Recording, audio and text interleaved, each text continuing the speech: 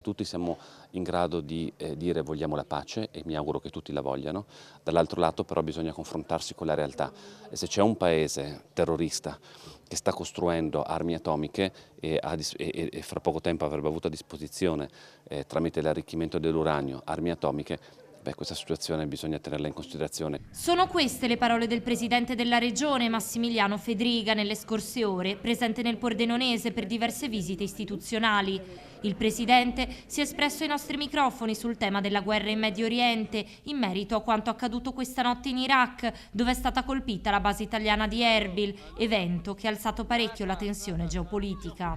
Una situazione da monitorare con la massima attenzione, come sottolineato dallo stesso Fedriga, che ha comunque rassicurato sulla tenuta del sistema sicurezza in Friuli Venezia Giulia. In particolare nel Pordenonese il presidente ha definito la base di Aviano un presidio sicuro, costantemente monitorato e sotto stretto controllo. L'area di Aviano è una delle aree intanto di massima sicurezza, fortunatamente distante da dove oggi si sta svolgendo il conflitto, quindi le misure di sicurezza sono altissime e quindi mi sentirei assolutamente di rassicurare per quanto riguarda i cittadini di Aviano e del Friuli Venezia Giulia.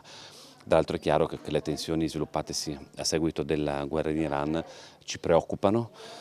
Però secondo me bisogna fare anche una valutazione consapevole e se l'alternativa era trovarsi in questa medesima situazione, magari però su istanza dell'Iran stessa, quando l'Iran aveva a disposizione armi atomiche, ecco, forse bisogna quindi ragionare sempre con la consapevolezza che dobbiamo garantire la stabilità a livello globale e per garantirla bisogna anche fare dei ragionamenti di buon senso e non soltanto la propaganda. Ma la preoccupazione per ciò che accade in Medio Oriente non riguarda solo la sicurezza dei confini. A margine della visita a Casarsa, infatti, il presidente Fedriga ha affrontato anche il tema del rincaro carburanti, un fenomeno che pesa sui bilanci di famiglie e imprese. Col governo abbiamo già avuto un'interlocuzione per quanto riguarda i controlli che a livello nazionale si possono fare proprio per quanto riguarda i carburanti.